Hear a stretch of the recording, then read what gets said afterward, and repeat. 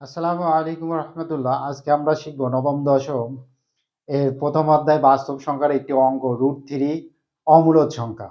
এমনভাবে শিখব যাতে √3, √7, √2, √11 সবগুলো আমরা সমাধান করতে পারি।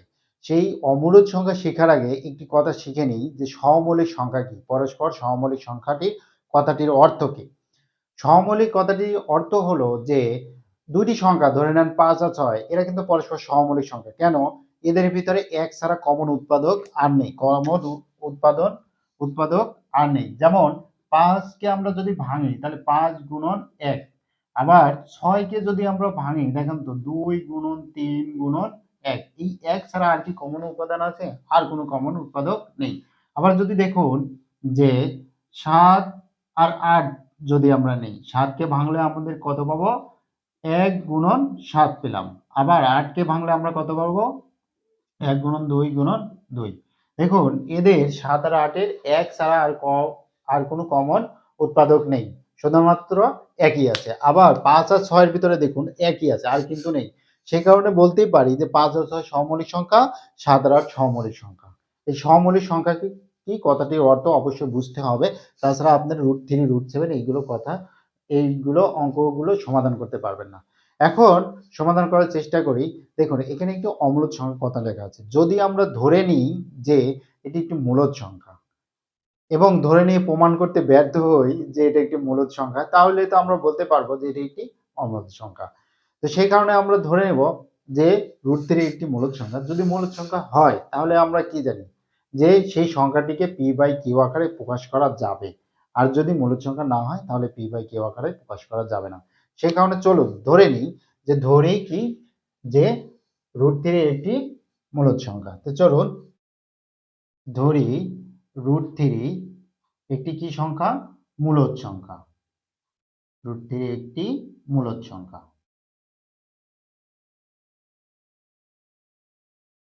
যদি √3 একটি মূলদ সংখ্যা হয় তাহলে মূলদ সংখ্যার সংজ্ঞা অনুসারে আমরা কি জানি যে সংখ্যাকে p/q আকারে প্রকাশ করা যাবে। সে কথাটুকু লিখে নিই। সুতরাং তাহলে কি হবে আমাদের?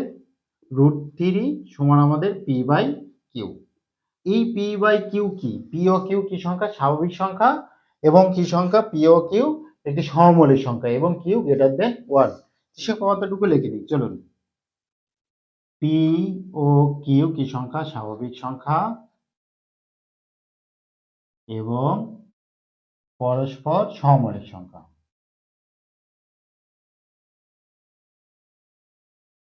এবং কি?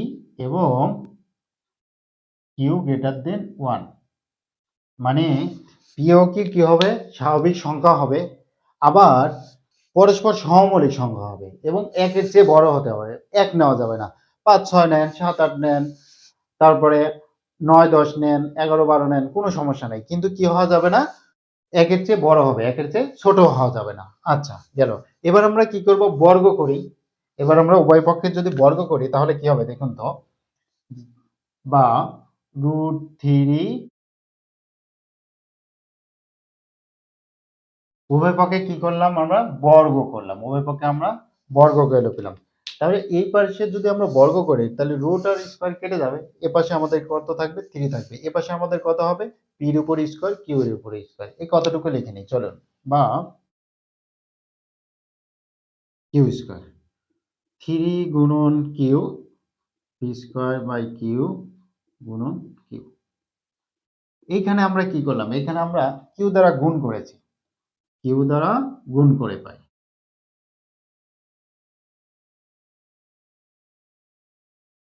কিউ দ্বারা কি করেছি? গুণ করেছি। তাহলে এই পাশে আমাদের কি হবে? 3 কিউ। এই পাশে আমাদের কি হবে? P square by Q. এই পাশে আমাদের পি স্কয়ার কিউ হবে কেন? কিউ স্কয়ার আর কিউ, একটি কিউ কেটে যাবে। এখানে কি হবে? কিউ স্কয়ার হবে। এবার দেখুন তো এই পাশে আমাদের কি লেখা আছে? 3 কিউ। আর এই পাশে আমাদের কি আছে? পি স্কয়ার বাই আমাদের কত? কিউ। আমরা এটাই এখানে কি করলাম? উঠালাম।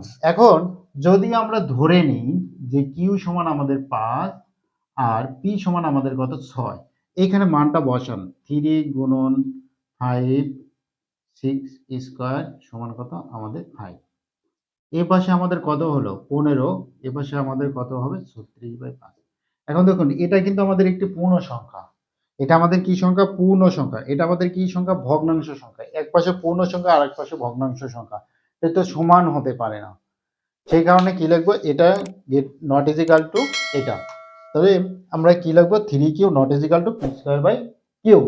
কেন এটা হলো? যে এটা পূর্ণ সংখ্যা, এটা ভগ্নাংশ সংখ্যা, এটা পূর্ণ সংখ্যা নয়। সেই কথাটুকু লিখে নিই যে এটা পূর্ণ সংখ্যা, এটা ভগ্নাংশ সংখ্যা, তাহলে এটা কি সংখ্যা নয়? পূর্ণ সংখ্যা নয়। সেই কথাটুকু লিখি চলুন, যে 3q পূর্ণ সংখ্যা এবং p স্কয়ার বাই কিউ পূর্ণ সংখ্যা নয়। কারণটা কি?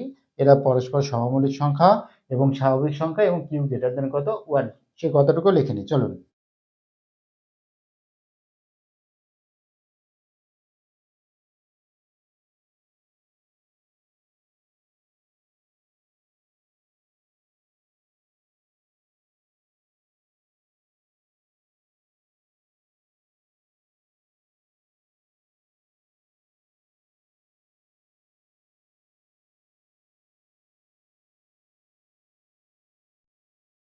দেখুন এই কথাটুকু লিখেছি যে এটা একটি পূর্ণ সংখ্যা আমরা পেলাম। দেখুন সহমৌলিক সংখ্যা হলে এটা একটি পূর্ণ সংখ্যা, এটা কি একটা ভগ্নাংশ সংখ্যা, তাহলে এটা কিন্তু আমাদের পূর্ণ সংখ্যা নয়। সেটাই কথাটি কি লিখেছি। দেখুন 3q পূর্ণ সংখ্যা এবং এটা একটি পূর্ণ সংখ্যা নয়, কারণ p ও কি সংখ্যা? স্বাভাবিক সংখ্যা এবং সহমৌলিক সংখ্যা এবং কি কিউ গ্রেটার দেন 1। কিউ এর মান কত হবে? 1 এর চেয়ে বড় হবে। তাহলে তো এটা সমান এটা হতে পারছে না, এটা সমান এটা আমরা লিখতে পারছি না। সেই কারণে কি লিখবো? এটা নট ইজ ইকাল টু এটা, মানে কি লিখবো? যে 3q naught is equal two কত? আমাদের p স্কয়ার বাই কিউ। যদি আমাদের এই কথাটুকু সত্য হয় যে 3q naught is equal to p square by Q, এটা যদি আমরা সমান না হয়, তাহলে এটাও তো যেটা আমরা ধরেছিলাম এটাও তো সঠিক নয়। তাহলে √3 সমান কত? p বাই কিউ কথাটুকু সঠিক নয়, তাহলে √3 naught is equal to p by Q. তাহলে সুতরাং কি হবে? √3 নট ইজ ইকাল টু কত হবে? আমাদের p বাই কিউ, মানে সমান নয়। এই কথাটুকু আর ধরা আমার সমান নয়। যদি ধরাই যদি আমাদের সমান না থাকে, √3 সমান যদি p বাই কিউ নাই হয় আমাদের, তাহলে এটা কি করে একটি মূলদ সংখ্যা হয়? এটা একটি মূলদ সংখ্যা নয়। সেই কথাটুকু লিখেছি, √3 মূলদ সংখ্যা নয়। √3 যদি মূলদ সংখ্যা না হয় তাহলে কি হবে? √3 একটি অমূলদ সংখ্যা, সে কথাটুকু লিখি। সুতরাং √3 একটি অমূলদ সংখ্যা। আশা করছি বুঝতে পেরেছেন। যারা বুঝতে পেরেছেন তারা অবশ্যই চ্যানেলটি সাবস্ক্রাইব করবেন। চ্যানেলটি সাবস্ক্রাইব করলে আসলে ভিডিও বানানোর উৎসাহ পাই। আজকের পর্ব এখানে শেষ করছি। সামনের পর্ব দেখার আমন্ত্রণ জানিয়ে Hey আসসালামু there. আলাইকুম ওয়া রাহমাতুল্লাহ। Subscribe to my channel and also press this bell icon.